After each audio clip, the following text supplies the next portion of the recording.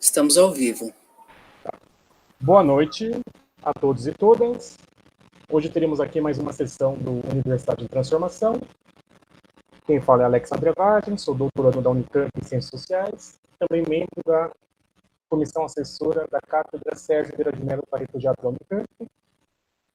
O projeto Universidade de Transformação tem como objetivo a promoção do diálogo entre associados aos núcleos de apoio à pesquisa, no intuito de aproximar docentes, pesquisadores e alunos vinculados aos referidos NAPs em abordagem interdisciplinar e também em diálogo com a sociedade.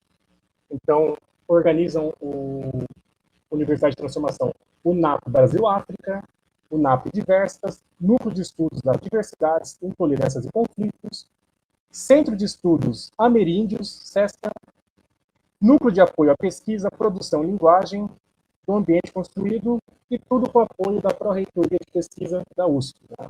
Então, hoje nós teremos o debate, né, com os convidados. O debate de hoje vai ser sobre direitos humanos, o ensino e a pesquisa nas universidades brasileiras. Antes de iniciar o debate, só queria prestar uma singela homenagem.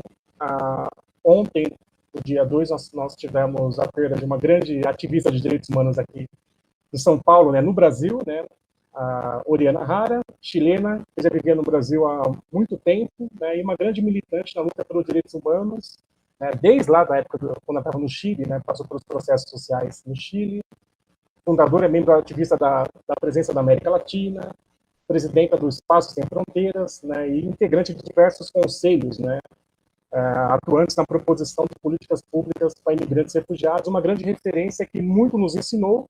E fica a nossa homenagem, né, para a Oriana Hara, né, por tudo que ela nos ensinou, nos aconselhou e tudo que ela lutou, né, junto aos órgãos públicos para melhorias para a população de imigrantes e refugiados de várias nacionalidades. Né. Então, eu queria dedicar essa live à Oriana, né, e tudo que ela representa para a luta pelos direitos humanos aqui no Brasil, né, e que a família sinta-se confortada, né, com o nosso singelo abraço. Né. Então, um grande abraço, familiares, amigos, né, e demais ativistas. Hoje, né, 3 de dezembro, né, então, como já havia dito, debate de direitos humanos, o ensino e a pesquisa nas universidades brasileiras.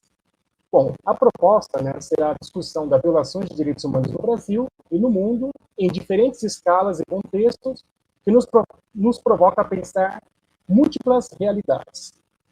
Nesse sentido, a atuação da sociedade civil organizada e da academia na produção do conhecimento é essencial para a transformação das diversas problemáticas existentes, muitas das quais situações em que os direitos humanos são violados.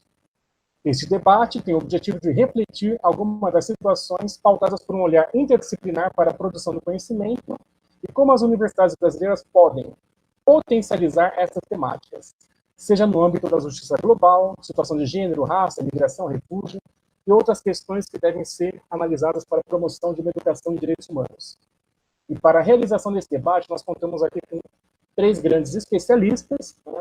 Então, Camila Sano, diretora de programa da Conecta Direitos Humanos, mestre em Ciência Política pela USP, Cláudia Luna, presidenta da Comissão da Mulher Advogada da UAB São Paulo, pós-graduada em Direitos Difusos e Coletivos pela Escola Superior do Ministério Público do Estado de São Paulo, especialista em violência de gênero pela Georgetown University.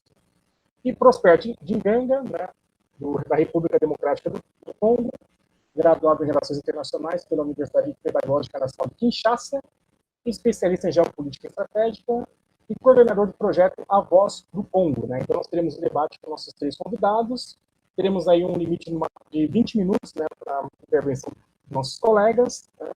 E eu vou seguir a ordem que está aqui estabelecida. Né? Então, vou começar pela Camila. Né? Então, Camila, obrigado por ter aceito o convite. Né? É um prazer tê-la aqui nesse debate aqui conosco. E sinta-se à vontade para iniciar a sua fala. Então, novamente, muito obrigado. Obrigada, Alex. Eu queria dar boa tarde, quase boa noite aqui para os meus colegas, minhas colegas de mesa virtual, mas também o pessoal que está acompanhando. Meu nome é Camila Sano, estou como diretora de programas da Conecta Direitos Humanos e muito feliz com o convite de reencontrar o Alex nesse outro espaço para discutir o papel das universidades e a forma como a gente pode também pensar esse papel das universidades junto com o movimento de direitos humanos.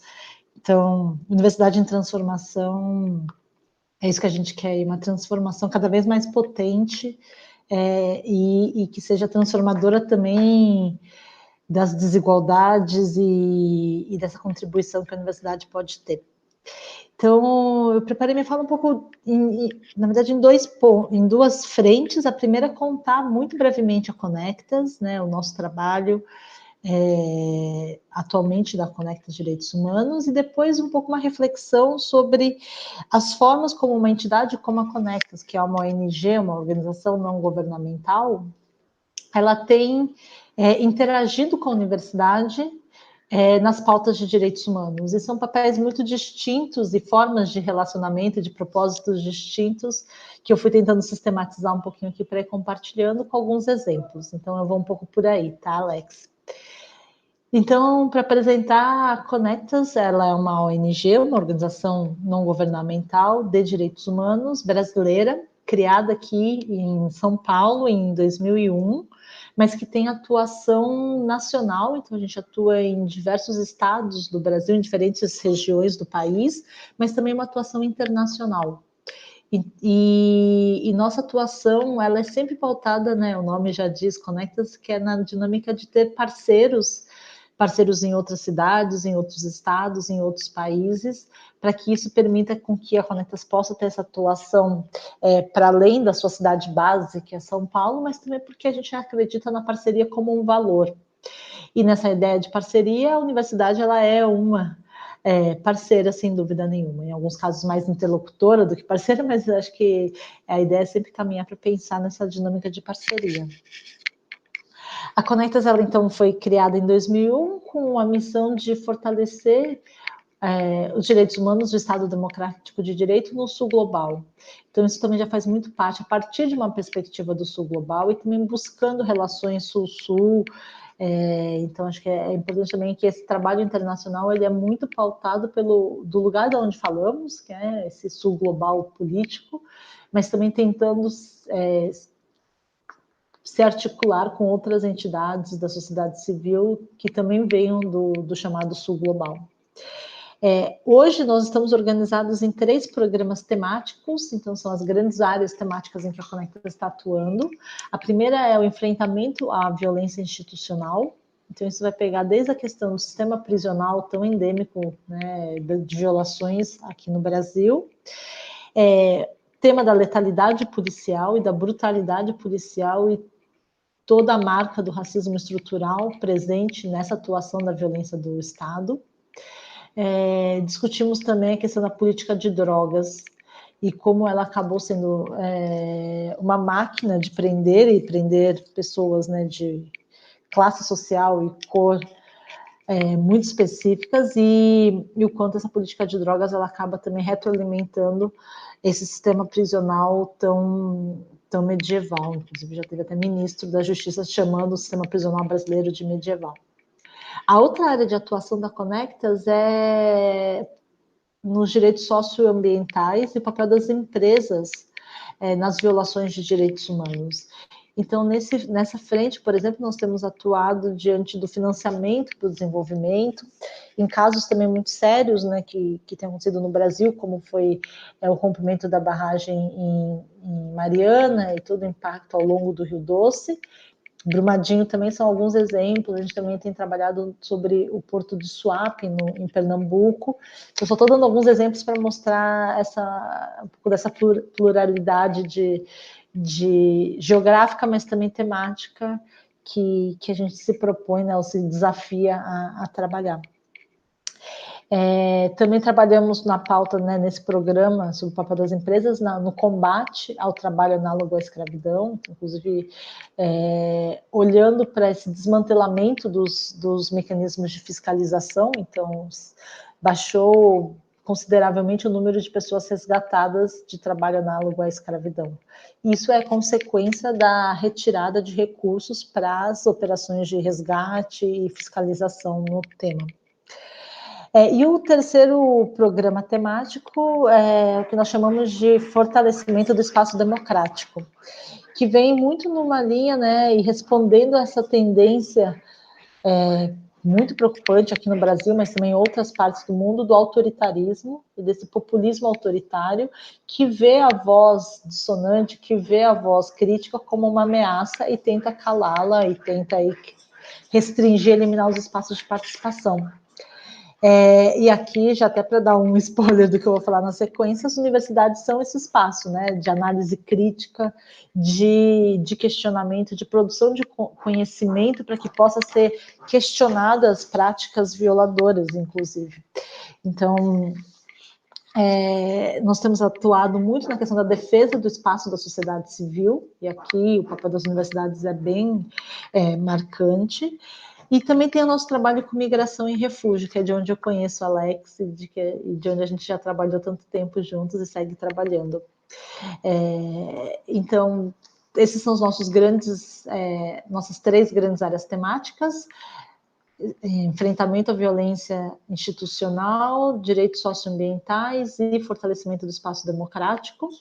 E para isso a gente atua com várias estratégias, que elas vão sempre, né, quase como um cardápio de estratégias, dependendo de cada caso, a gente avalia qual a estratégia mais adequada, quais estratégias deveriam ser conjuntamente aplicadas. Isso envolve litígio estratégico, então a gente tem uma equipe grande de advogados, grande assim, né, acho que comparado até com outras entidades, é uma equipe consolidada de advogados e advogadas, é uma equipe de comunicação também e mobilização, pensando que a gente precisa fazer essa disputa da comunicação, sair da bolha, né, que tanto se fala, com relação a temas de direitos humanos. A estratégia também do advocacy, que é essa incidência política, tanto nacional, Congresso Nacional, mas também para assembleias legislativas, a própria Câmara de vereadores aqui em São Paulo. Até trabalhei nessa época com o Alex, quando a gente trabalhou pela lei municipal para migrantes e refugiados aqui da cidade de São Paulo. Então, essas são algumas das estratégias que acabam sendo, né, utilizadas, acessadas para o trabalho da Conectas. Então, eu queria fazer essa apresentação um pouco, mas também mostrando a forma, né, de atuação de uma entidade que faz parte desse mundo, né, das ONGs de direitos humanos, direitos humanos sendo o tema aí do nosso webinário. E agora falar sobre a relação com as universidades. E quando o Alex me convidou, ele falou falar sobre parcerias e aproximações, mas também distanciamentos e dificuldades de interação. Acho que foi uma provocação bem interessante, Alex. Então, eu pensei em 4 tipos de relacionamento que, pelo menos assim, na Conectas, eu já vivenciei com universidades.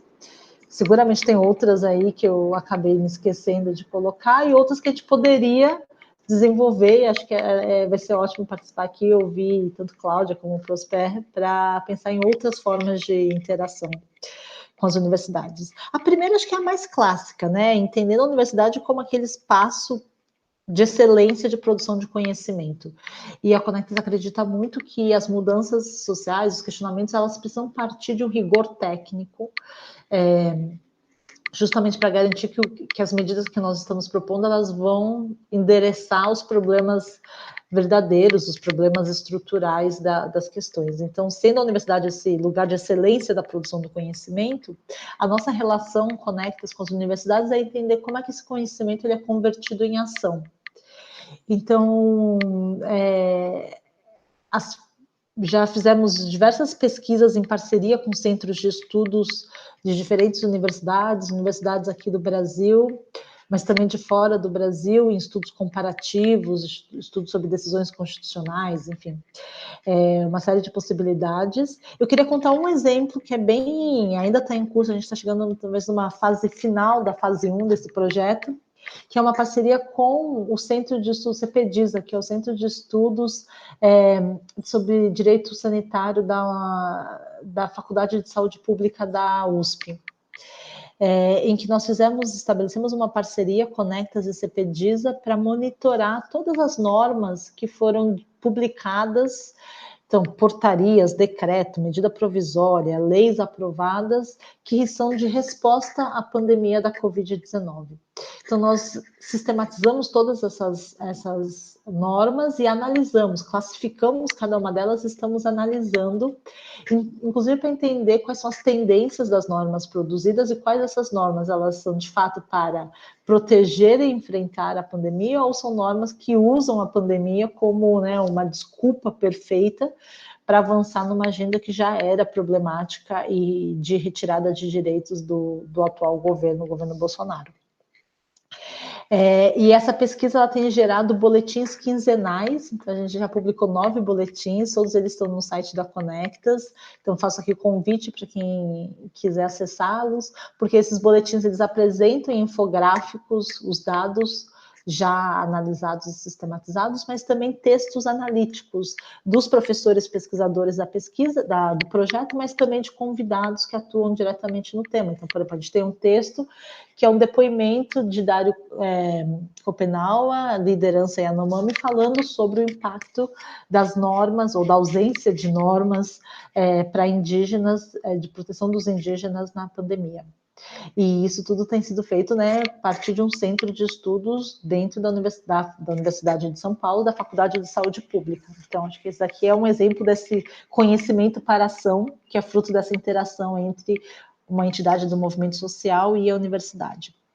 O segundo é entender também a universidade como um espaço muito vibrante para mobilizações e articulações para temas sociais. Seja pelos estudantes e toda a força dessa articulação estudantil, mas também do corpo docente e dos pesquisadores que estão ali vivendo, né, esse universo todo das universidades. Aí o exemplo que eu queria contar é um projeto que a gente tem muito carinho na Conectas, que chama Multiplicadores, em torno da revisão periódica universal. Então, rapidamente explicando, a revisão periódica universal é um mecanismo do Conselho de Direitos Humanos da ONU, que fica lá em Genebra, que determinou que todos os países vão ser avaliados, vai ter a sua situação de direitos humanos avaliada a cada 4 anos pelos outros países. Então, é uma avaliação entre pares. E nós fizemos, alguns aqui que vêm da área de relações internacionais, até do direito, acaba participando bastante desses modelos da ONU, que são simulações de sessões da ONU, em que cada pessoa representa um país e participa desses modelos. Nós fizemos um projeto para criar um modelo dessa revisão periódica universal do Brasil com os documentos oficiais. Então, o relatório que o governo brasileiro submeteu à ONU, as recomendações que os outros países de fato fizeram ao Brasil na sessão em Genebra. E nós trabalhamos, ao invés de Conectas organizar a simulação em várias universidades, nós convidamos estudantes para que aplicassem, tinha um processo seletivo ali para a gente ter um número, né, manejável ali de estudantes, e que eles fossem capacitados de como aplicar, como realizar e organizar uma simulação como essa. E aí a gente mandou kits com as plaquinhas do nome dos países, o material todo, e os próprios estudantes organizaram a partir dessa formação que a gente fez, proporcionou, e aí vem a lógica dos multiplicadores. E disso daí foi uma coisa bem interessante de ver que foi mais discutida essa edição da avaliação do Brasil do que outras. Então, também entendendo que é um espaço muito rico de mobilização.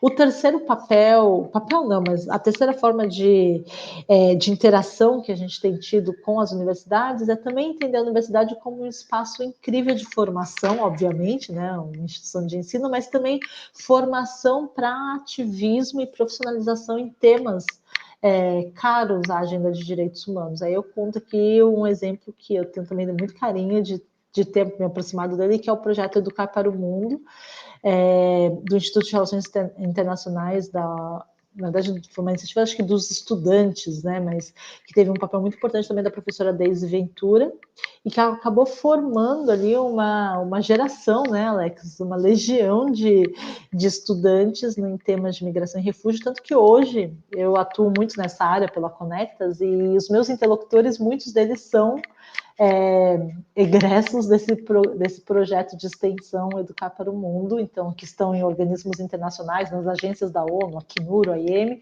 muitos saíram de lá, na Prefeitura de São Paulo, trabalhando com migrantes, também saíram de lá, enfim, e muitos seguiram, fizeram pesquisa sobre o tema. Então, acho que esse é um exemplo de como também a universidade ela prepara profissionais para atuarem na agenda de direitos humanos em diferentes lugares, tanto nas ONGs, como também em diferentes órgãos do poder público, seja nos governos, na Defensoria Pública, no Ministério Público, mas isso eu vejo o Educar para o Mundo como um exemplo muito forte. E o último, para concluir, Alex, é entender também a universidade como um espaço em que os ataques estão sendo direcionados muito fortemente pelo autoritarismo que a gente está vivendo. Então, que a gente precisa estar muito mais próximo, como entidade de direitos humanos das universidades, para, inclusive, juntos podemos reagir a esses ataques que estão sendo direcionados às universidades, né? São vários aqui. Já antes do governo Bolsonaro, a gente teve aquela atuação nas universidades na época das eleições, depois veio toda a intervenção com relação à forma de nomeação de reitores e reitoras durante a pandemia, e agora saiu esse decreto determinando a volta às aulas presenciais nas universidades federais, que agora está nessa de vai revogar, não vai. Então, que as universidades elas estão sendo alvo, sobretudo a autonomia das universidades está sendo alvo de ataque desse governo autoritário. Então, por conta disso, nós entendemos lá na Conectas que é fundamental a gente estar muito próximo às universidades e poder reagir rápido junto com elas a esses ataques. Até porque alguns deles envolvem, né? Então, na época da pandemia, a discussão sobre adiamento do Enem, lembro de ter feito contatos com a reitoria da Unifesp, por exemplo, que eles até se posicionaram com relação à defesa do adiamento do Enem, como uma forma de tentar mitigar as desigualdades de acesso ao ensino, né, virtual durante a pandemia, para não prejudicar ainda mais estudantes que não têm esse privilégio de ter uma internet boa, um computador próprio para assistir às suas aulas. Então é isso, são os 4 tipos de interação que eu consegui sistematizar a partir da minha experiência, mas adoraria poder ouvir outros e, quem sabe, ter mais ideias para potencializar ainda mais essa interação e reiterando esse importantíssimo papel da universidade na agenda de direitos humanos. Obrigado, Camila. Obrigado pelas reflexões, pela sua fala. Né? E eu também tinha esquecido de mencionar que nós trabalhamos, né, também juntos, né, 2016, 2017, na área de migração e refúgio. Né? Excelentes colocações, então obrigado pela sua participação. Eu vou passar agora para falar para a Cláudia Luna. Né? Então, Cláudia, obrigado pela sua presença aqui hoje e agradeço aqui a sua presença, a sua participação aqui nesse webinário. Obrigada. Bom, boa noite, Alex. Boa noite, Camila, professor Paulo, Rita Puena, Prósper, Orlando, enfim, e a todas e todos e todes que nos assistem. Bom, em primeiro lugar, eu quero agradecer a oportunidade da Comissão da Mulher Advogada da UAB São Paulo de participar desse webinar. Tão importante esse encontro do campo do direito com a academia, pensando um pouco, né, o que é esse campo do direito que, por vezes, traz profissionais ainda com uma carga de conservadorismo muito grande e que, por conta da intensa atuação técnico-jurídica, por vezes não estão muito conectados com a academia. Então, vejam, nesse triênio em que a UAB ela assume essa nova gestão, nós temos uma mudança paradigmática no próprio perfil da OAB, né? Nós temos agora uma OAB extremamente diversa, onde nós temos mais pessoas negras, mais pessoas LGBTQIA+, a questão de classe hoje, você tem pessoas que não estão mais nas classes mais favorecidas, você tem presença de pessoas de classes, uma advocacia de classe menos favorecida, e, obviamente, mulheres também, migrantes, e, sobretudo, quando nós falamos dessas diversidades, a gente não pode esquecer também de pessoas com deficiência. Então, hoje, esse é o perfil da UAB São Paulo e, sobretudo, quando nós pensamos nessas diversidades e ampliamos a percepção para enxergar essas diversidades na dimensão de gênero, é dessa forma, é nesse mosaico diverso que a Comissão da Mulher Advogada atualmente se encontra. E após 31 anos de existência, pela primeira vez, essa Comissão da Mulher Advogada, que traz no seu histórico uma atuação muito emblemática quando da Constituinte de 88, em que as advogadas tiveram um papel fundamental para, junto aos movimentos de mulheres e feministas, pautarem os direitos que seriam consolidados para as mulheres na Constituição Federal. É nesse contexto que a Comissão da Mulher Advogada, então, à época denominada OAB Mulher, ela surge. Então, é sempre importante a gente trazer esse contexto histórico para também trazer essa atuação da Comissão da Mulher Advogada, que não se restringe apenas a se voltar às mulheres advogadas enquanto profissionais, mas também tem uma atuação política, uma atuação sociopolítica e crítica na sua história, no seu DNA histórico muito intenso também. E pela primeira vez, como eu ia dizendo, essa comissão que já existe há 31 anos, portanto, logo após a promulgação da Constituição de 88, ela passa a existir formalmente no sistema OAB, com o nome de OAB Mulher, a partir de 89, ela tem pela primeira vez na sua presidência uma mulher negra, que sou eu. Então, obviamente que isso, para além da representatividade, também dá o tom do que é essa atuação da Comissão da Mulher Advogada, pensando não apenas na dimensão de gênero, mas trazendo também a questão racial para o centro, aliada às demais diversidades.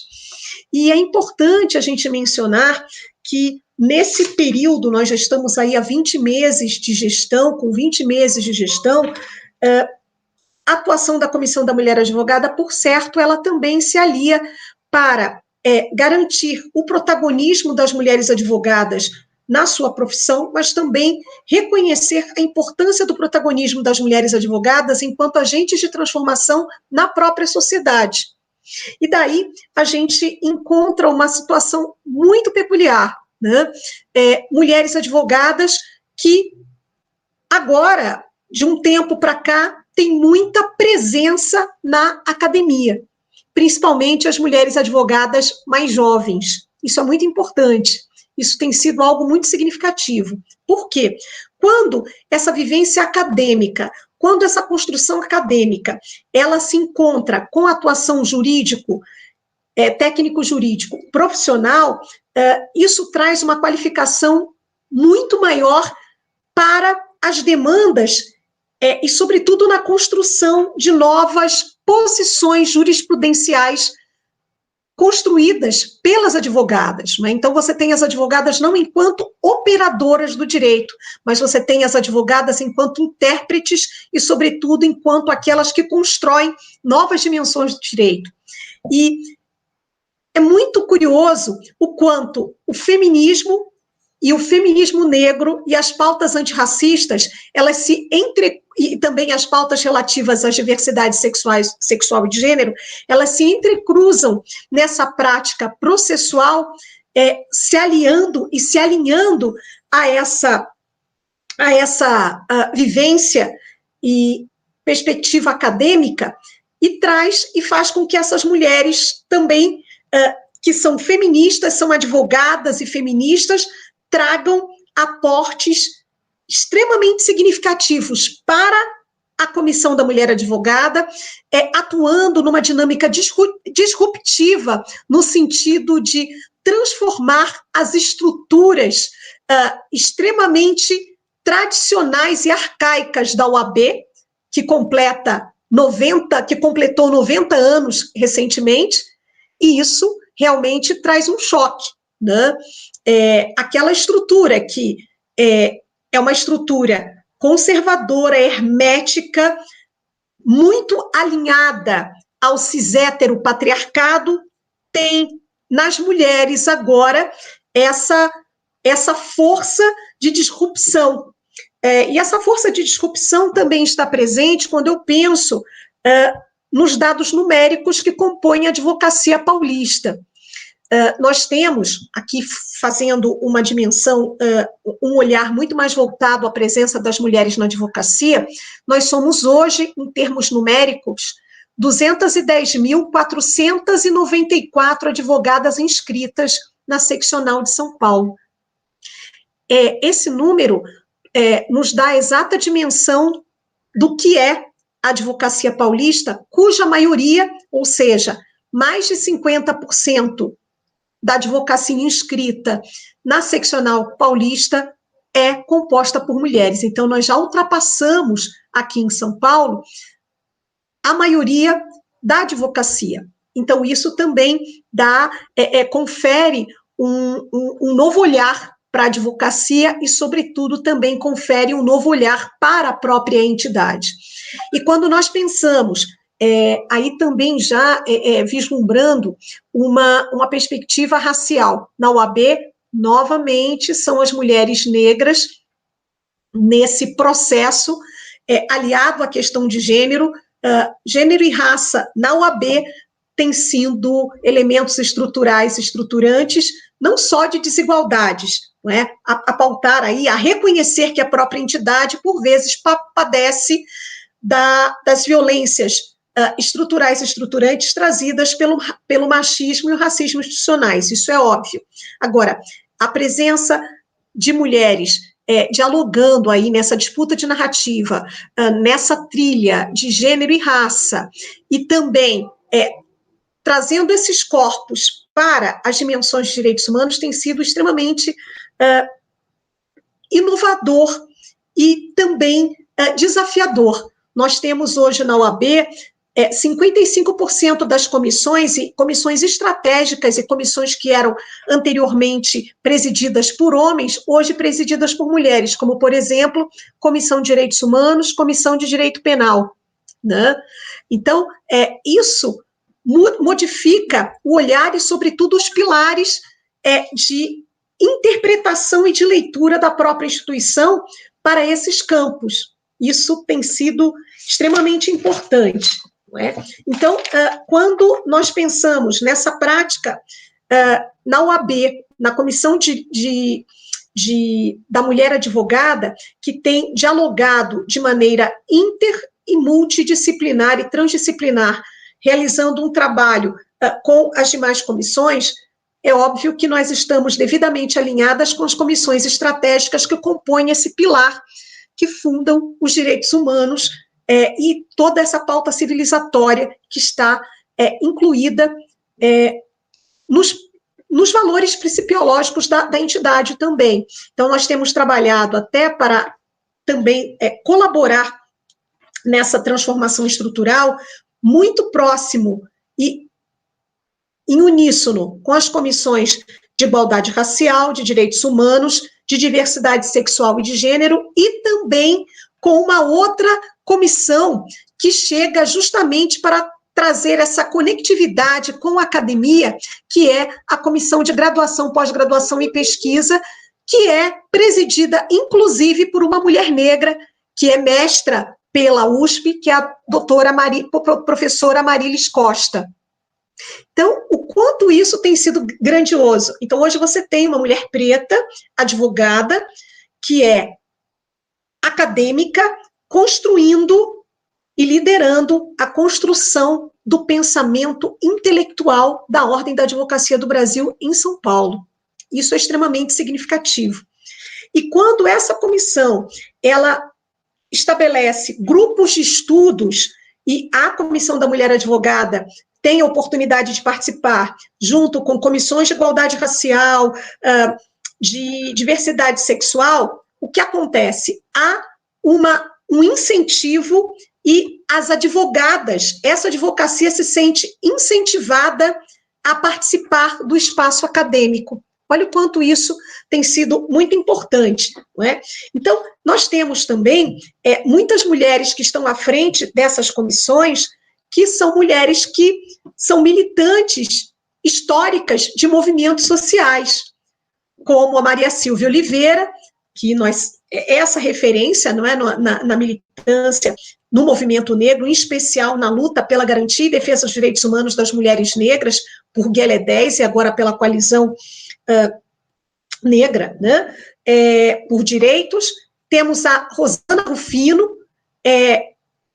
que agora trazem a sua experiência de militância para dentro da academia, ou seja, o conhecimento que parte de uma escrevivência que vai pautar, com certeza, que vai conseguir dialogar com o espaço acadêmico, produzindo aí conhecimentos ultrapotentes, né, a partir dos seus espaços e das suas matriarcalidades, né, E também a gente precisa pensar nas jovens intelectuais negras que também têm construído novos saberes, rompendo aí ou superando o silêncio dos epistemicídios das ciências negras e das escrevivências negras, onde elas deixam de ser objetos de pesquisas e se tornam sujeitos de pesquisa nessa academia. E é muito importante e é extremamente gratificante ver que essas mulheres negras são advogadas, acadêmicas e se tornam doutrinadoras, porque a sua contribuição para o mundo acadêmico também gera contribuição para o mercado, para o mundo editorial, né? Nós temos aí a Júlia Drummond, que também ela vem da USP e traz a obra Casamento e Mulheres Negras, Lei versus Demanda, dialogando como é essa questão no direito de família, que não se discute nessa vertente, como se dá a dinâmica do casamento para as mulheres negras, entendendo quão difícil é esse mercado do casamento formal para as mulheres negras, né? A questão da legislação versus demanda. E também a Ana Lívia Roberto Custódio Ribeiro, que é a nossa vice-presidente da Comissão de Direito Imobiliário, que trata do racismo na aquisição da propriedade, o quanto isso é grandioso também, né? Trazendo essa produção acadêmica e também todo o arcabouço técnico-jurídico para essa área, né? A Ana Lívia, que é advogada, atuante na área do direito imobiliário, é uma imobiliarista jovem, uma grande promessa, traz essas questões também, né? Bom, e para falar um pouco das parcerias da Comissão da Mulher Advogada nesse aspecto, né, que também trabalha numa perspectiva de advocacy, de litigância estratégica também, nós não podemos deixar de pensar alguns eixos trabalhados, que são a violência contra a mulher, a violência entendendo o sistema de justiça enquanto grande violador dos direitos humanos das mulheres. Isso é uma pauta que nós temos trabalhado bastante, inclusive produzido nesse sentido, e que também, nessa dinâmica de litigância estratégica, pensando gênero e direitos humanos, gênero, raça e direitos humanos nas suas dimensões, a Comissão da Mulher Advogada se torna competicionária de uma demanda levada à Corte Interamericana de Direitos Humanos, colocando o sistema de justiça enquanto grande violador, o maior violador de direitos humanos das mulheres também. Não é?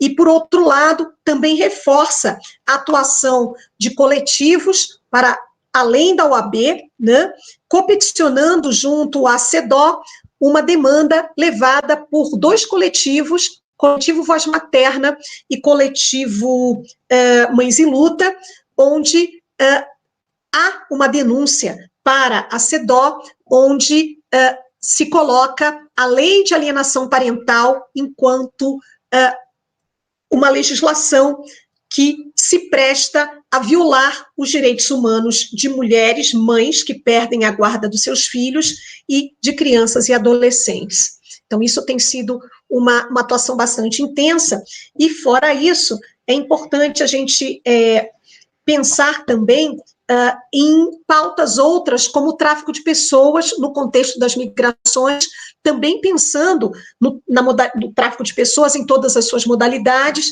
sempre tendo a questão de gênero e raça enquanto centro, enquanto perspectiva, pensando nas dinâmicas e das espécies de violências que são tratadas em termos de atuação e, sobretudo, de atuação acadêmica da mulher advogada, da Comissão da Mulher Advogada. A Comissão da Mulher Advogada produz e publica um texto a convite do Tribunal Regional na revista temática do Tribunal Regional Federal de julho de 2019, e produz um texto acadêmico onde trata do tráfico de meninas e adolescentes negras para fins de exploração sexual. O texto tem o seguinte título: Por que para meninas e adolescentes negras todos os dias precisam ser 18 de maio?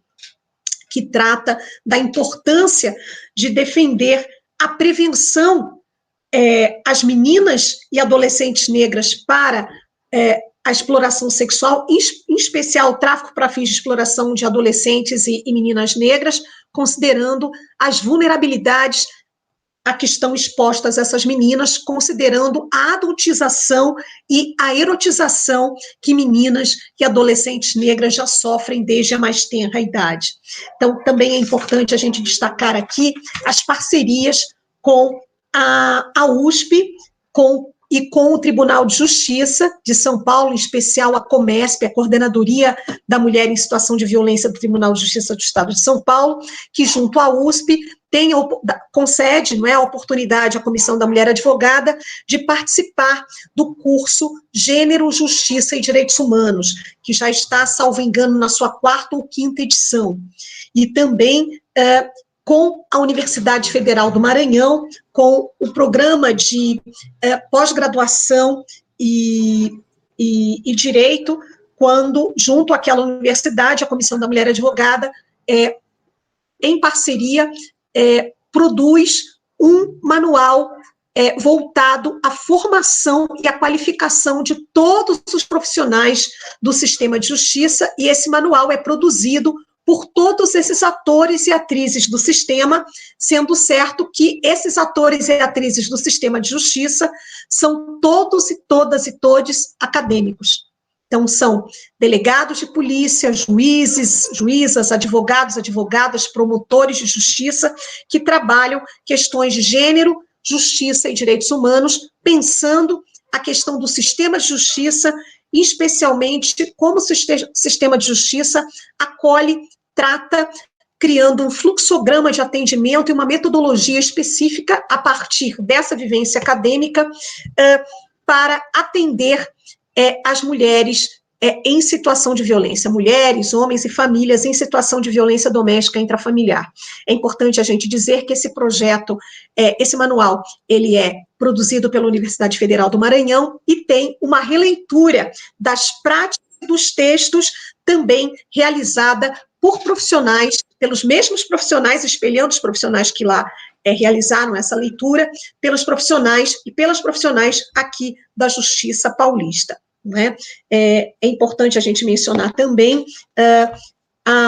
alguns eventos e parcerias com a PUC de Campinas e a Universidade de Los Reis, na Espanha, onde também nós dialogamos sobre a questão de direitos humanos e sistema de justiça enquanto violador de direitos humanos das mulheres com essas duas universidades, também com a própria PUC de São Paulo, onde temos a oportunidade de dialogar e de participar de uma aula também do mesmo programa de pós-graduação, a convite da professora Silvia Pimentel e professora Alice Bianchini também, e deixa-me ver se a gente tem mais alguma coisa, e eu penso que é essa a contribuição. Hoje, cada vez mais no cenário em que nós estamos, é imprescindível esse diálogo da academia com o sistema de justiça.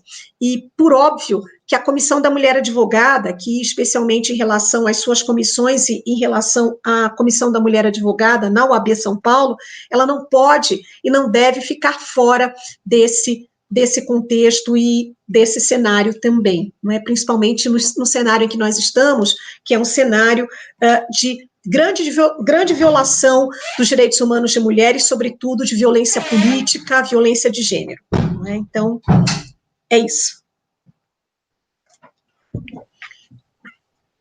Cláudia, obrigado pelas suas colocações, pelas suas reflexões, né? Excelente fala e muito obrigado por toda essa fala que você fez. Né?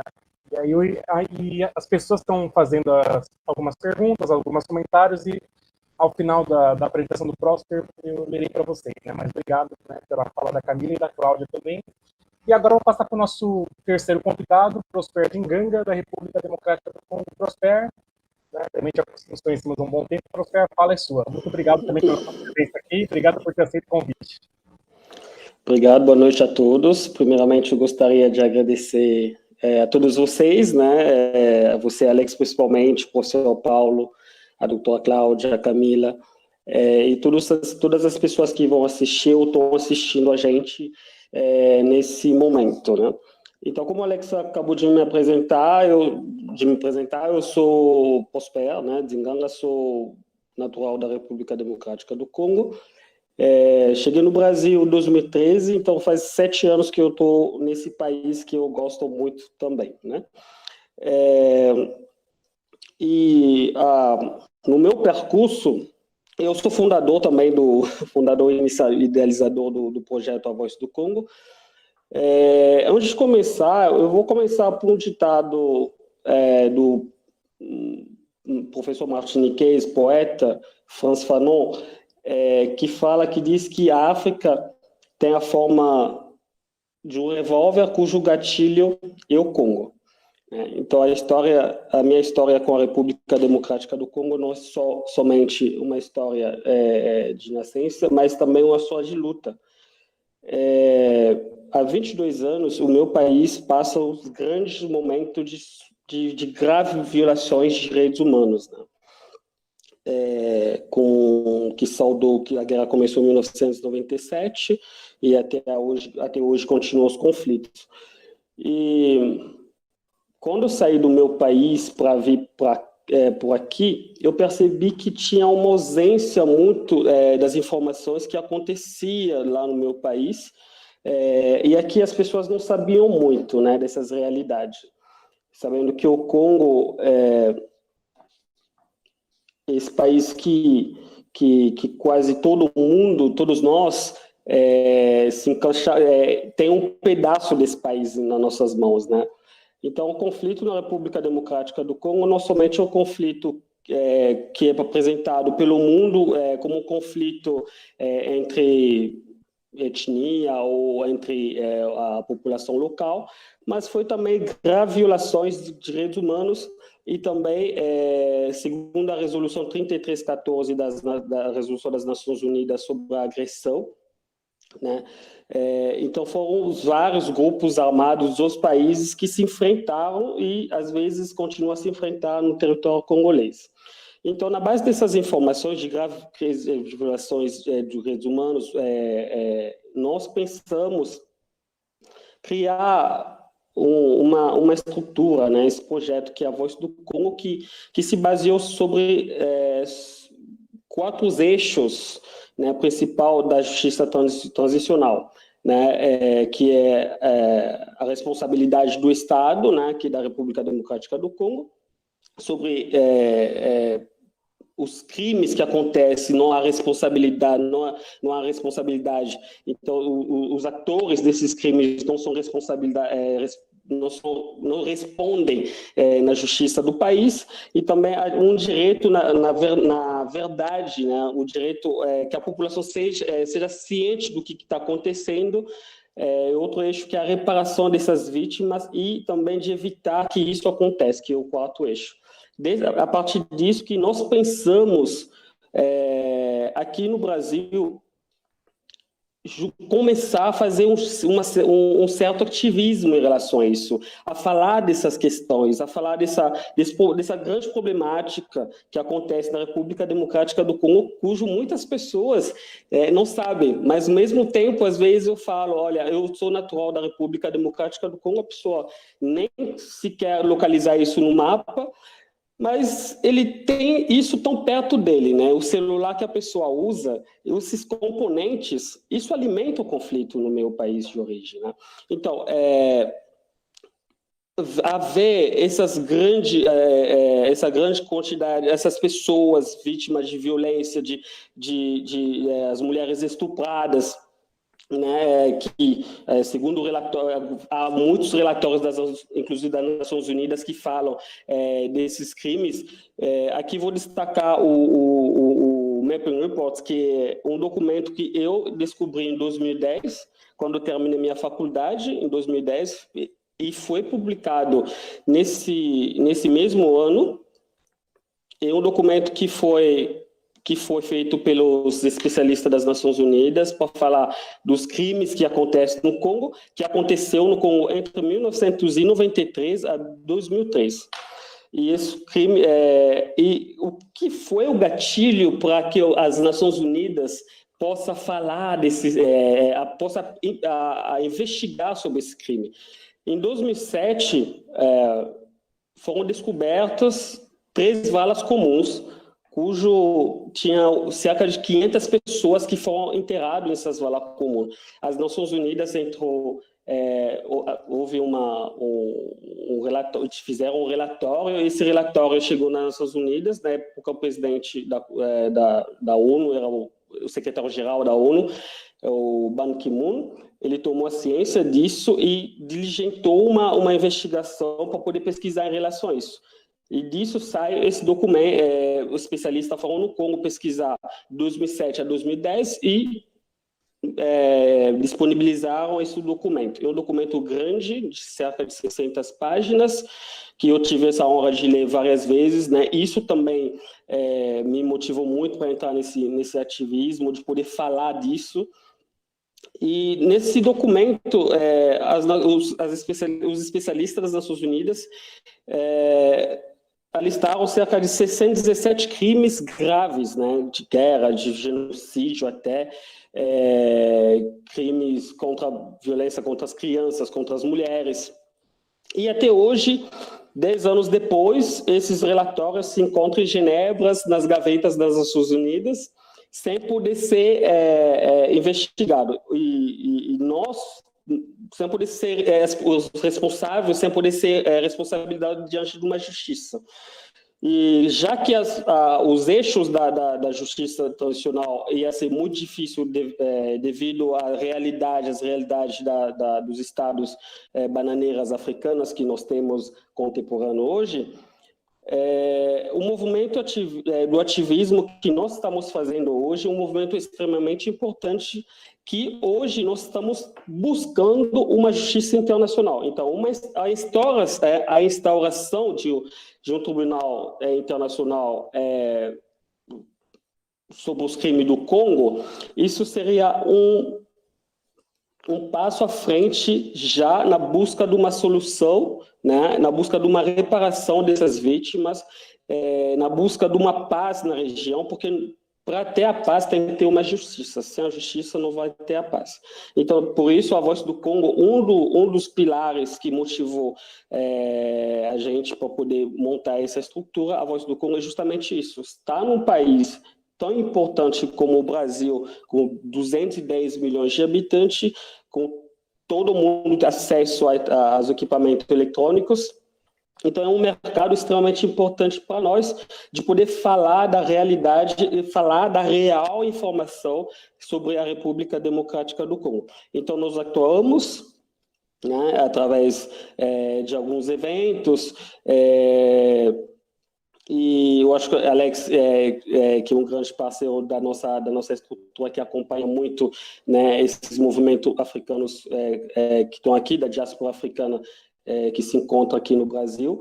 E esse ano nós fizemos também um ato sobre, só para poder denunciar, continuar a denunciar, chamar mais a atenção das pessoas, dos amigos do Congo, essas pessoas que vão se sensibilizar dessas questões, sobre essa questão do Congo, e também atuamos muito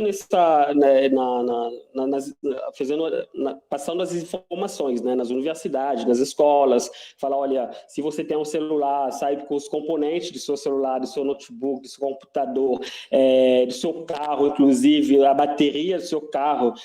Hoje, a Tesla, né, que é essa empresa que está fabricando os carros que vão ser totalmente elétricos, né? Então, a exploração desses minérios gera um grande nome, alimenta o conflito no país. E o Congo, após a Segunda Guerra Mundial, é o conflito mais violento, né, que é depois da Segunda Guerra Mundial. E quando o Alex me convidou para a gente conversar sobre essa temática em relação às universidades, e foi muito importante, porque eu acho que a doutora Camila falou uma coisa que chamou muita atenção em relação ao objeto das pesquisas, né? Porque quando eu cheguei no Brasil, eu cheguei como refugiado, né? Uma pessoa refugiada, né? Na busca de uma proteção internacional. Mas eu vi que muitos pesquisadores que chegaram, ou que chegam, né, continuam a chegar para falar com as pessoas em situação de refúgio, gostam muito de se basear ainda e usam muito essas pessoas como objeto de pesquisa. E não são o sujeito, eles não buscam o real motivo que leva essas pessoas a deixar os seus lares para vir nos outros países. Por exemplo, no Brasil, a gente se conta. Então, a universidade tem esse papel, não somente de poder as pessoas contarem a sua história, mas também de ser um papel, como a Camila falou, desse ativismo, dessas conversas, né? Dessa troca, dessa articulação do debate tão importante, tão relevante nesse mundo que nós estamos vivendo agora, né? Então, eu acho que só isso mesmo, não vou me estender muito. O objetivo é isso da nossa estrutura, a Voz do Congo, de poder realmente quebrar esse silêncio que existe, acabar com essa ignorância que às vezes a mídia, mesmo a própria mídia, que fala as coisas nada a ver com a real verdade, sem poder às vezes procurar ou buscar, né? Procurar ou buscar a veracidade de tudo isso. Então, acho que, Alex, vou ficar por aqui mesmo. Qualquer coisa, estou à disposição. Tá, obrigado, Prosper. Obrigado pela sua fala, pelas suas colocações, né? Então, eu particularmente tenho muitas perguntas para os três convidados, mas algumas das perguntas que já surgiram aqui, né, e comentários, né? Então, vou lá para o primeiro comentário, né, da Jane de Lourdes para Camila, né? Camila, obrigado por todas as reflexões e pela coragem de denunciar o autoritarismo que vivemos e a tentativa de sequestro das vozes críticas das universidades e de todos nós. Né? Então, um comentário, né, referente à fala da Camila. E também tem um outro comentário aqui, da Liane Chipolino Assef, né? Infelizmente, ainda vemos muitos advogados bolivianos, venezuelanos, trabalhando em subempregos, né? Pois não conseguem legalizar seus diplomas. Isso aí, no caso, aí, referente ao contexto geral, né? Vou ler mais um comentário aqui, já vou para a pergunta, tá? Tem outro comentário também da Jane de Lourdes, né? Cláudia Luna, né? Que vergonha dos dados relativos ao feminicídio, né, genocídio da juventude negra e LGBT no Brasil, importante a ocupação desses espaços, debate, luta para transformar essa realidade. E aí a pergunta, né, também da Liane Chipolino Assef, para Cláudia Luna, como a OAB poderia atuar no sentido de facilitar a validação dos diplomas de direito de imigrantes no Brasil? Né? Então, uma pergunta para a Cláudia, né, que veio aqui da participante, a Liane Chipolino Assef. E tem mais duas perguntas aqui, né? Eu vou ler e já passo a palavra para os colegas, né? Então, essa para a Cláudia que eu já mencionei, e a outra da Ione Lisboa. Quais ações a OAB tem realizado contra o racismo no interior das universidades? Né? E uma pergunta aqui da Regina, né? Para o Prosper, né? Na sua visão, como as universidades no Brasil tratam dos temas da República Democrática do Congo? Então, por enquanto, são essas colocações que chegaram até nós. Né? Então, fiquem à vontade, né, para responderem, né, ou fazerem alguma menção aos comentários também, tá bom?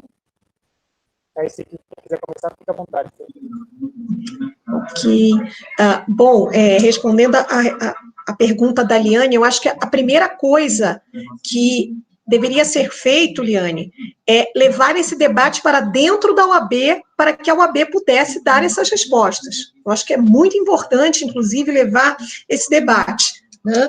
para que a gente pudesse ter uma resposta institucional para saber por que isso não acontece. E realmente eu não tenho uma resposta, não. Tá? Eu, Cláudia, integrante da Ordem, não tenho uma resposta, mas eu acho que seria muito importante que a Ordem pudesse, após acolher esse tema, dar a devida resposta. Né?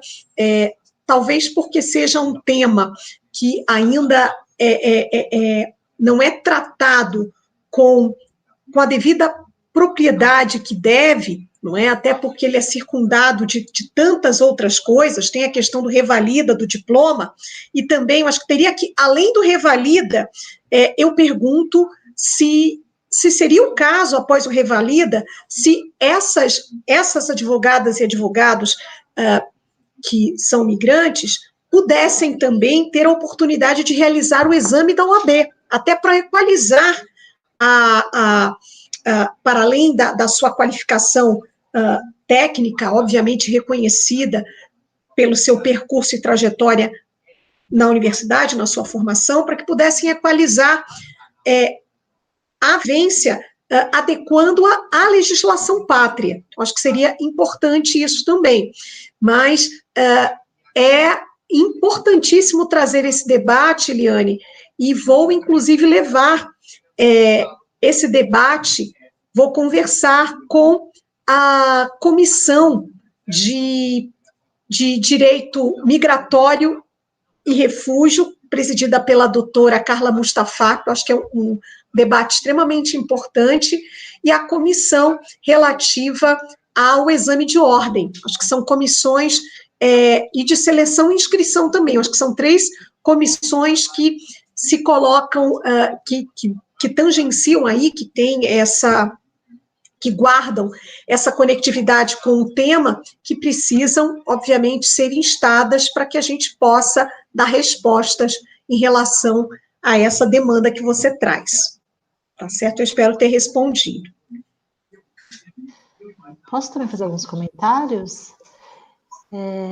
Acho que nesse ponto da revalidação de diploma, ótima pergunta, até porque isso é algo que as universidades podem, assim, atuar como protagonistas num tema que é tão importante para migrantes e refugiados no Brasil, que é poder atuar na sua área de formação, de atuação profissional, inclusive isso como uma forma, né, de integração, mas também de garantia dos direitos dessas pessoas a partir da sua formação e experiência profissional já.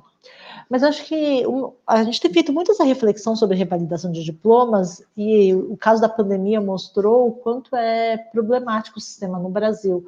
O revalida que Cláudia menciona, ele não acontecia há 3 anos. Então criou-se aí, Prospero deve saber bem, né, uma ideia de que médicos, migrantes, refugiados não passam no revalida porque eles têm uma formação fraca. Então, só que na verdade eles não tiveram nem a chance de prestar a prova do revalida, porque ela não acontece desde 2017. Agora o edital saiu, está em curso o processo, mas também vamos ver como é que vai ser esse procedimento. E aí essa discussão, ela abriu uma reflexão na Conec sobre também o porquê a questão da revalidação de diploma, e acho que isso é algo que a gente precisa discutir de forma muito franca com as universidades, mas também com os órgãos de classe, porque muitas das cobranças por revalidação de diploma vêm do Conselho Regional e Federal de Medicina, da OAB, do Conselho de Engenharia e Arquitetura, enfim, muitos desses conselhos de classe são os que, no fim das contas, acabam sendo a fonte dessa exigência por revalidação, e o sistema de revalidação é tão problemático no Brasil. Então, acho que até discutir porque a gente acaba, né, jogando nas costas daquele imigrante, do refugiado, a refugiada e a migrante que chega, quase como uma obrigatoriedade de que se você não tiver seu diploma, você nunca vai poder atuar na sua área, quando em alguns outros casos a gente não sei se grandes empresas exigem, quando trazem executivos de outros países, exigem que esse executivo mostre que teve seu diploma revalidado aqui no Brasil para ocupar cargos de gerência aqui no Brasil. Então, também tem uma questão aí forte de discriminação e xenofobia também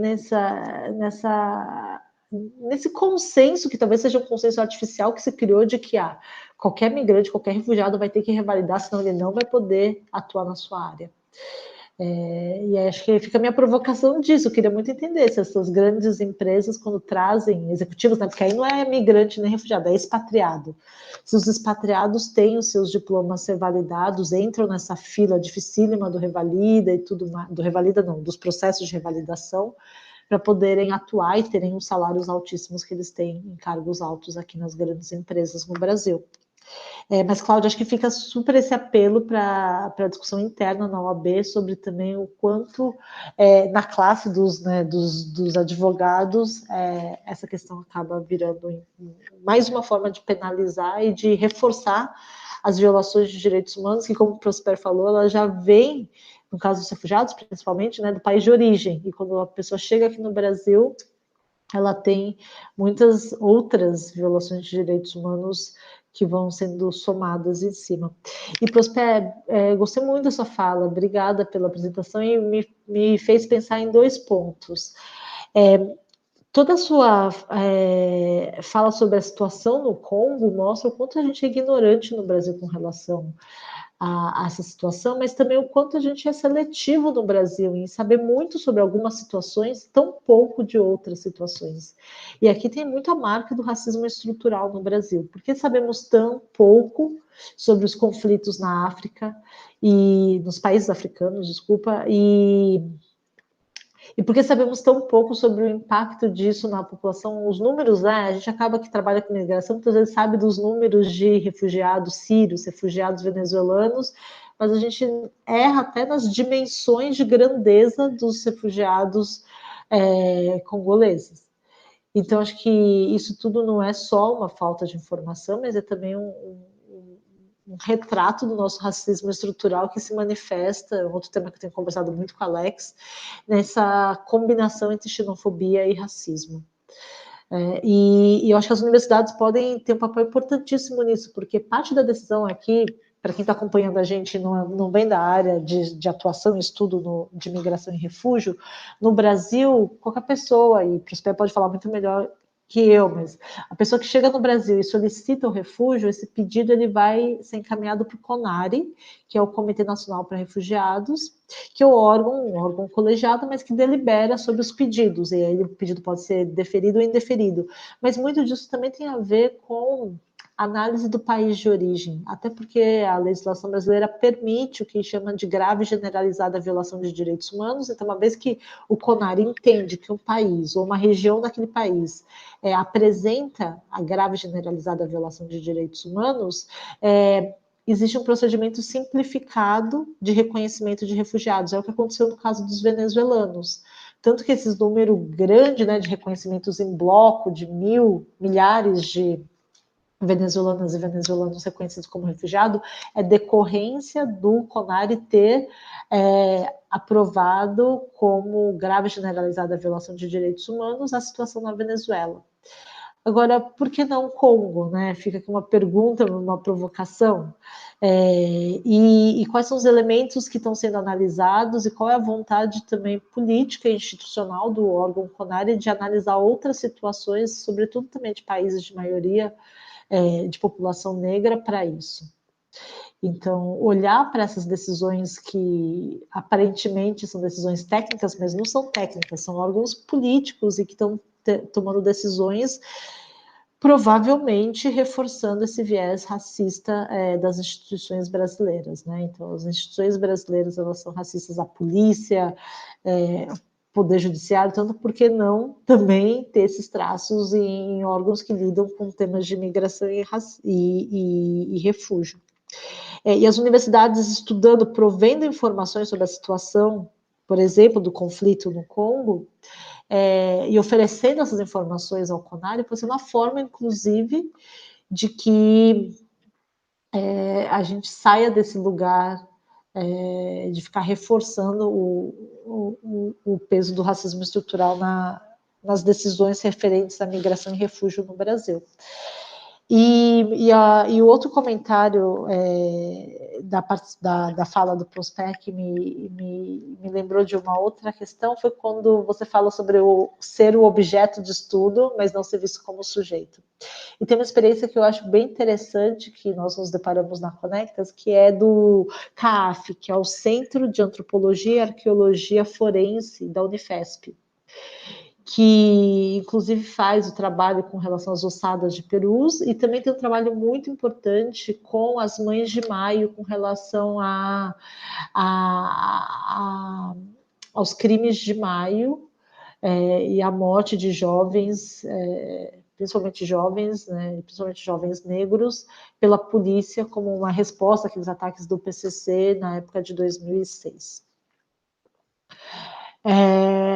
E que o CAAF foi, então, contratado para fazer um estudo forense sobre os laudos do IML das vítimas dos crimes de maio, e que as mães, parte, né, do movimento Mães de Maio, foram contratadas como pesquisadoras. E aí, conversando muito com Dona Débora, que é uma das lideranças das Mães de Maio, falando sobre a importância delas estarem ali como pesquisadoras, como justamente não mais o objeto de pesquisa, o objeto de entrevista, né? Porque isso também acontece muito com a imprensa, né? Procura para falar, você é o personagem. O que é isso, sabe? Isso não é um personagem, é uma pessoa que tem uma história real e que tem ali a sua própria voz, e que não precisa ser só um personagem para ilustrar uma situação que um especialista vá comentar, porque eu também me incomoda muito esses jargões da imprensa, né, de você ter um especialista e o personagem. Mas essa é uma experiência interessante do CAAF, da Unifesp, de olhar para essas pessoas que não são as pessoas vítimas ou atingidas, mas são, né, sujeitos de direito e sujeitos de transformação, para atuarem como pesquisadoras desse projeto sobre os crimes de maio no Centro de Antropologia e Arqueologia Forense da Unifesp. Era isso, Alex. Obrigada pela oportunidade de comentar. Obrigado, Camila. Prosper, você quer fazer comentário, né, sobretudo na pergunta de como as universidades tratam, né, enxergam o Congo, né, um pouco do que a Camila comentou, a Cláudia também, fica à vontade. Certo. Eu acho que, não sei, pela pergunta que eu recebi, se como que as universidades tratam a temática congolesa, do conflito do Congo, a minha pergunta é, será que as universidades brasileiras têm ciência desse real problema que acontece realmente na República Democrática do Congo? Então, eu acredito que as universidades brasileiras ainda não chegou nesse ponto de... inclusive, um dos meus pontos, quando a gente montou, uma das minhas ideias quando eu criei o projeto, é de ser tipo um centro também de pesquisa, né, ser uma ponte entre as universidades congolesas e as universidades brasileiras, os pesquisadores congoleses e os pesquisadores brasileiros. Então, eu tinha pensado isso também, a mesma coisa com a OAB, por exemplo, na capacitação, por exemplo, dos advogados congoleses, através dos advogados, para a capacitação dos advogados brasileiros, para os advogados congoleses na área de direitos internacionais, que que ainda não sei como funciona a OAB, né? Então, as universidades, na minha visão, né, as universidades brasileiras, na minha visão, ainda não conseguiu desenvolver muita pesquisa, porque sabendo que um ponto que eu ia falar também, que o conflito do Congo não é um conflito somente, um conflito entre etnia, entre grupos, não, é um conflito extremamente complexo, que tem muitos entrelinhas, né, que começou depois também do genocídio do Ruanda, então tem muitas coisas para ver, para poder pesquisar em relação a isso. Eu acho que essas poucas pessoas que já chegaram através, ou querem conversar com os congoleses para tratar desses assuntos, tratam de forma subjetivas, né? Quer conversar, quer falar com a Camila, quer falar com o Alex, você que veio do Congo, o que aconteceu lá, qual a sua história, né? Então são coisas mais subjetivas, que para mim não são muito relevantes, né? As coisas relevantes seriam de basear, ver uma solução, o que realmente está acontecendo e como a gente poder solucionar, como podemos solucionar, né? Então, eu acho que as universidades brasileiras ainda não estão nesse patamar. E em relação também à revalidação de diploma, que é um processo extremamente, eu acho que esse aí é um comentário também, eu passei pela revalidação, inclusive eu não consegui fazer toda a revalidação de meus diplomas, né, que eu fiz só uma parte da revalidação do meu diploma, minha graduação, né, eu fiz 5 anos de universidade, eu tenho a graduação e a pós-graduação, mas eu só fiz da graduação, mas a grande dificuldade também é isso, né, quando a pessoa é refugiada, principalmente, não sei como que é dos outros países, seu status de refúgio, mas eu acho que ainda há uma grande ignorância, né, no sentido de falta de informação sobre a temática do refúgio, né? Então, o refugiado, principalmente o refugiado como eu, que já fui um dia refugiado, negro, africano, ainda carrega muitos estereótipos, né? Não vai ser, por exemplo, o refugiado sírio, né? Não vai ser a mesma coisa com o refugiado sírio ou o refugiado de pele branca, né? Então, o refugiado africano ou negro carrega bastante estereótipo. Ele pode até chegar na revalidação, mas no mercado de trabalho ele vai se encontrar no outro, né, racismo institucionalizado, que abriga, que já existe há muito tempo, e a gente acaba comprando essa briga. E a gente carrega mais briga por causa do fato de ser refugiado, uma pessoa refugiada, né, também vindo da África, todo esse estereótipo, e vocês carregam isso, né? Então, se for fazer uma coisa, tem que fazer isso 6 vezes, né? Que, por exemplo, um NATO ou outro estrangeiro, né? Então, a questão de revalidação de diploma, ainda eu acho que existe também uma certa resistência no nível das universidades, que ainda não tem essa flexibilidade que, né, que podiam ter em relação a isso.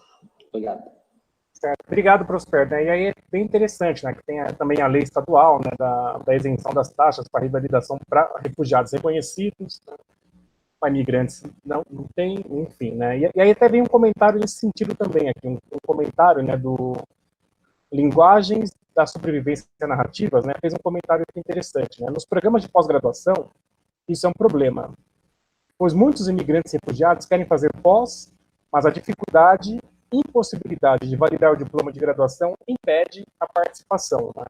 E a gente vê hoje em programas de pós, em outros colegiados de universidades, tentando criar essas proposições de políticas públicas inclusivas, né? E o próprio exemplo que nós temos aqui, né, Diversas, está sempre, né, um tema bem avançado, né, na questão aí de inclusão, né, de refugiados, imigrantes e outras categorias. Lá na Unicamp, na cátedra também, né, os processos também de acesso e permanência, né, de pessoas em situação de refúgio reconhecer, e outras universidades também, né, mas é um tema interessantíssimo de ser abordado. Também sobre essa visão do Congo, também só fazer um comentário, né, ou melhor, sobre a África no geral, né, a gente tem no Brasil já um bom tempo de década, né, alguns centros de estudos, né, de africanos, e muitos dos quais ainda tem uma perspectiva mais histórica, né, e às vezes não falam muito do contemporâneo, e essas reflexões que os colegas fizeram é excelente, inclusive semana que vem vai ter um debate sobre isso, né. Bom, chegou outras perguntas aqui, eu vou até retomá-las, uma delas inclusive, né, a Cláudia, né, deixa eu pegar aqui a pergunta, a Cláudia, não sei se ela caiu, acho que ela caiu, né. Eu vou ler um outro comentário, então, aqui da professora Silvia Dantas, né? Excelente provocação, Camila, quanto ao tratamento diferente para os ditos expatriados versus imigrantes e refugiados, né? A professora Silvia Dantas, né, da Unifesp, comentário para Camila. É importante também esse comentário. E esperar a Cláudia voltar, já passo aqui a pergunta para a direção para ela. E é interessante também, né, que a gente está falando de um tema de direitos humanos, né? O ensino e a pesquisa nas universidades brasileiras. E a gente também tem aí a gente tem diversos centros de pesquisa no Brasil, né? Alguns específicos que tem lá a nomenclatura de direitos humanos, né? Outros não, tratam temas diversos, aí violência urbana, né? Questão racial, entre outros temas. E tem lá os subeixos que tratam, obviamente, também de direitos humanos, né? E temos a Associação Nacional de Direitos Humanos, Pesquisa e Pós-Graduação, né? e também em outros centros de pesquisa aí espalhados pelo Brasil. Né? Mas como vocês mencionaram, ainda essa aproximação, né? Essa articulação entre a sociedade civil organizada, que também produz conhecimento, produz esses relatórios que são de suma importância, né? A gente vê vários relatórios que são feitos, né? E com a coleta desses dados primários, né? Que servem para reflexão, e como também a Camila mencionou na fala, né? Do que foi produzido, sobretudo na pandemia, né? Aquele conjunto de normativas, né? Aquele material ficou belíssimo, né? Aquele material, e para ser usado aí para as pessoas produzirem em cima daqueles dados primários coletados, né? Achei aquele material que foi importantíssimo, né? Se a Camila quiser fazer algum comentário desse material.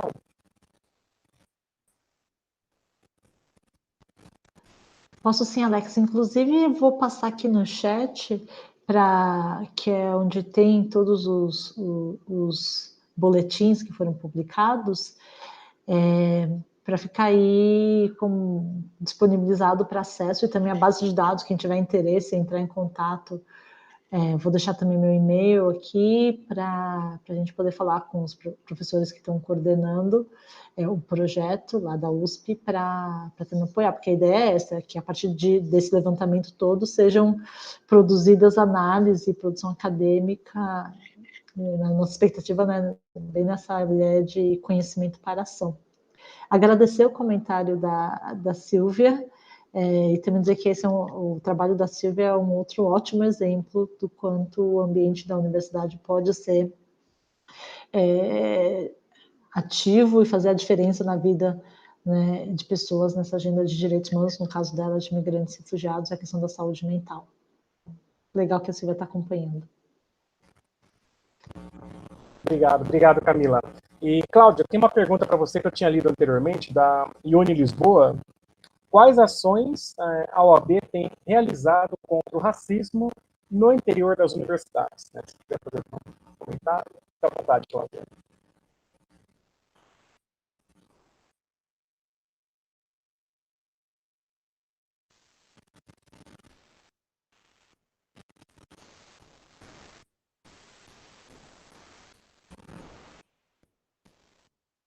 Acho que o som está desligado. Bom, vamos lá. Obrigada. Bom, então a OAB, por meio da Comissão de Graduação, Pós-Graduação e Pesquisa, tem realizado esse diálogo e essa construção inter e multidisciplinar, não é? Com as universidades e com a OAB, no sentido de pautar ações e, sobretudo, essas discussões relativas às pautas antirracismo, trazendo essas discussões em campos diversos do conhecimento, não só no direito, falando de direito antidiscriminatório, sempre numa dinâmica de trabalhar também com outras comissões e a academia. Então, nós temos tido encontros nessa comissão que é presidida pela doutora Amarilis Costa, professora, mestra doutora Amarilis Costa, né, a presidente da comissão. Nós temos trazido profissionais de diversas instituições para trazer para o centro essa pauta antirracista também. Então, isso tem sido muito interessante. Não é? Já trouxemos aí, por exemplo, da própria USP, a presidenta do centro acadêmico para discutir conosco também, discutir o quanto essa dimensão do racismo, aliada às questões de gênero, machismo e racismo estruturais, elas agravam a situação da mulher negra, sobretudo no meio acadêmico. Nós tivemos uma discussão como essa, o racismo na academia e o racismo enquanto epistemicídio, e também o racismo que impacta estudantes negros no período da graduação e também da pós-graduação. Então, são debates permanentes que vêm acontecendo. Certo. Obrigado, Cláudia. Bom, eu vou encaminhar aqui para o final, né? E se vocês quiserem fazer algumas considerações finais, fiquem à vontade, né? Para fazer as considerações, tá? Então, quem quiser iniciar. Não, só queria agradecer de novo o convite. Também foi um prazer estar aqui com Cláudia Prosper. E eu passei aqui no chat da nossa reunião aqui, da transmissão, o link para os boletins Direitos na Pandemia, que é essa parceria do CPDISA com a Conectas, e também o meu e-mail da Conectas. Mas eu não sei se quem está acompanhando pelo YouTube está vendo, então talvez o pessoal que está fazendo aqui o apoio técnico, se puder colocar lá no chat do YouTube. Eu tentei fazer, mas ele disse que eu tinha que fazer um registro, não sei o que, eu fiquei com medo de cair do sistema aqui. Mas é isso, agradecer muito. Obrigada pelo convite, Alex, e também a todo mundo envolvido aqui na organização desse evento. Tá. Obrigado, Camila. Obrigado, né, também pela sua participação, né, pela sua reflexão, né, em várias temáticas. Né, teríamos tempo para mais uma mesa para debatermos, né, várias reflexões que os colegas fizeram, né. Até mesmo a participação da Conectas, né, no Conselho de Direitos Humanos da ONU, na Conselho Nacional de Direitos Humanos em Brasília, né, que a Conectas, né, tem um papel ativo, e outras pautas aí no âmbito do advocacy que a instituição tem cumprido ao longo desses anos. Né. Chegou mais um comentário aqui, e eu irei lê-lo para vocês, né, da Jamile Santana. Importante também dar acessibilidade em relação à comunicação de refugiados e imigrantes. Certa vez, encontrei um estudante do Congo que falava inglês, francês e mandarim, mas ninguém conseguiu ajudá-lo a obter as informações para revalidar seu diploma. Ele foi ajudado por um colega senegalês que foi revalidar também. Né? Então, um pouco do que nós tínhamos, né, dialogado anteriormente, né, da questão do acesso, e mais outro agradecimento aqui que chegou, né, também da Jane de Lourdes, né, parabéns, ótimas reflexões, que as mesmas possam motivar ações conjuntas entre sociedade civil organizada, as ONGs, as universidades e seus programas de extensão, bem como fomentar políticas públicas. Né? A extensão também é uma palavra-chave aí, né? É o tripé que nós sempre aprendemos, né? Ensino, pesquisa e extensão. Né? Então, qual que é o papel da universidade também no retorno para a sociedade? Né? Esse é também um tema importantíssimo. Né? O que é produzido ali e qual o retorno que a sociedade terá daquele conhecimento que é produzido. Daí, no nosso caso, a gente debateu muito o protagonismo, né, da sociedade civil, né, em relação com a academia, né, um caminho inverso, uma provocação também. Né. Então, acho que é importante. Eu vou passar a palavra para a professora Silva também, que mandou agora, né, parabéns a todos, discussão importantíssima, né, e a Maria de Jesus Correia, muito obrigado a todos e todas. Vou passar a palavra para a Cláudia. Bom, em primeiro lugar, eu quero agradecer você, Alex, pelo convite, né, onde nós pudemos realizar uma partilha tão importante na noite de hoje. A honra de conhecer Camila Sano, que eu já conhecia de ouvir falar, né, de nome, e também a Conectas, onde a gente tem um contato mais próximo com a doutora Silvia Souza, tá?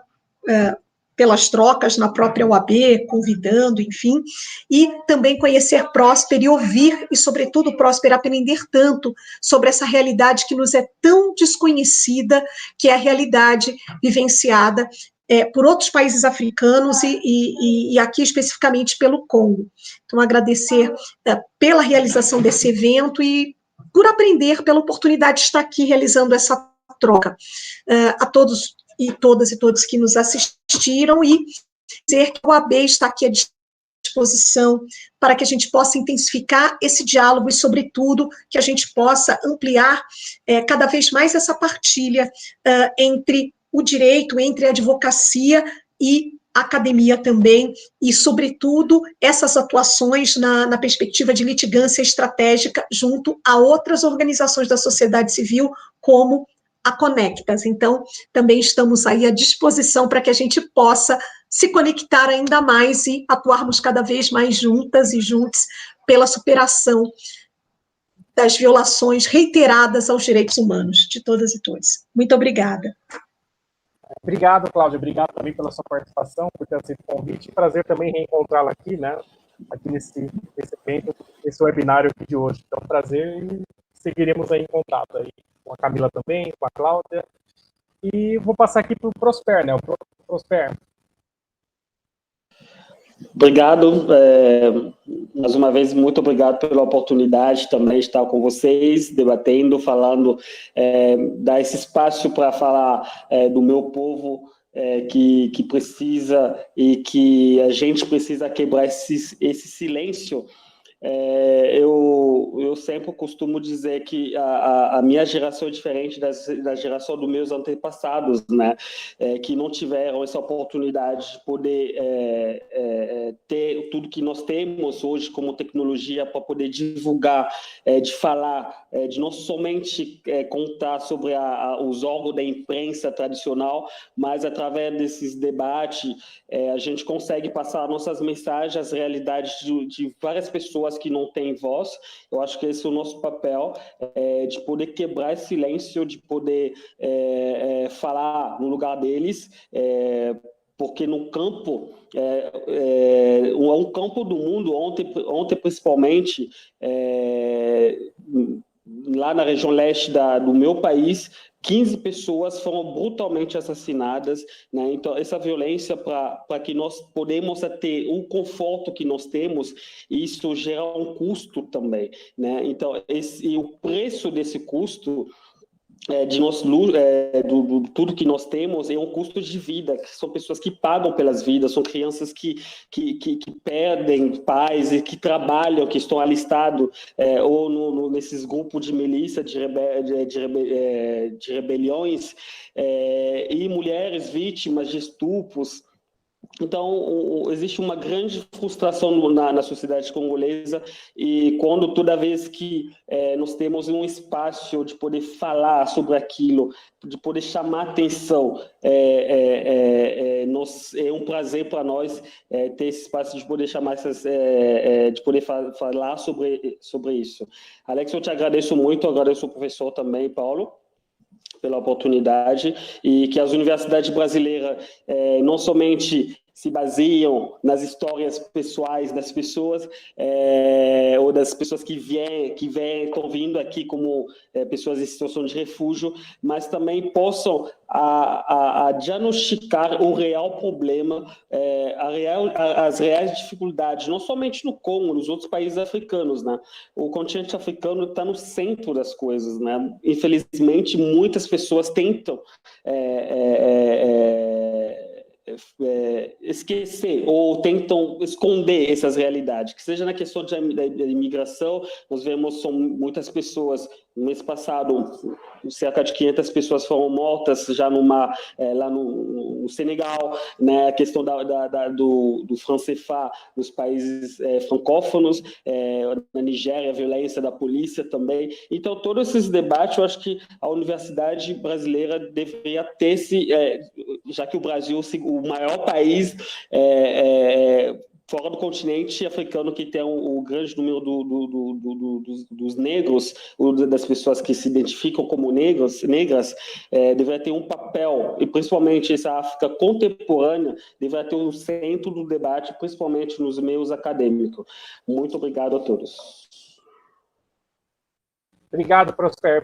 E é bem interessante, né, as reflexões do Prosper. Eu conheci o Prosper quando ele chegou no Brasil, né, em 2013, lembro, né, acompanhei toda essa trajetória dele, né, e o ativismo super qualificado que ele vem cumprindo, né, junto aos africanos no geral, né, não só congoleses, né, e hoje é um grande especialista, né, sobre o que aqui no Brasil, sobre o que acontece na República Democrática do Congo. Então, obrigado, Camila, né? Obrigado novamente, Cláudia, obrigado, Prosper. E só lembrando, né, novamente, o Universidade de Transformação, né, o objetivo sempre é a promoção do diálogo entre os diversos núcleos de apoio à pesquisa da USP, né, entre os quais aí o NAP Brasil-África, o NAP Diversas, Núcleo de Estudos das Diversidades, Intolerâncias e Conflitos, Centro de Estudos Ameríndios, Núcleo de Apoio à Pesquisa, Produção e Linguagem do Ambiente Construído, tudo com apoio da Pró-Reitoria da Pesquisa da USP. Eu também agradeço ao professor Paulo pelo convite, né, foi feito há uns 2 meses para propor uma mesa, então o professor Paulo fará, também eu faço aqui os meus agradecimentos também, né, quando me convidou para propor uma mesa, e eu propusesse uma outra, que será semana que vem. E aproveitando também, eu faço um convite para amanhã, né? Amanhã, né, os colegas que estão aqui assistindo pelo YouTube, né? Amanhã, 4/12, às 5 da tarde, vai ter a aula Migração Haitiana e Trabalho, né? do curso Diálogos Interculturais, Migração e Mobilidade, com a presença do professor Joseph Henderson, né, aqui da Universidade Federal do Amapá, mas ele já, ontem, né, ele já anunciou todo feliz, estava na Federal do Rio Grande do Sul, né, a professora Adriana Capuamo, né, Federal da ABC, Grupo de Pesquisas Diálogos Interculturais do Instituto de Estudos Avançados da USP, e a mediação da doutora Lígia Ferreira, da Unifesp, né, também, né, do Grupo de Pesquisa Diálogos Interculturais do Instituto de Estudos Avançados, né, e é da USP. Né, então, amanhã está aí o convite para os colegas, e o evento aí que vai até metade, dia 18 de dezembro. Né, então, fica o convite, né, para aqueles que estão nos assistindo. Então, novamente, aqui agradeço as reflexões, né, de todos e todas que participaram e todos e todas que nos acompanharam. Tá? Então, muito obrigado, e seguimos aí em contato. Um grande abraço a todos. Tchau, tchau.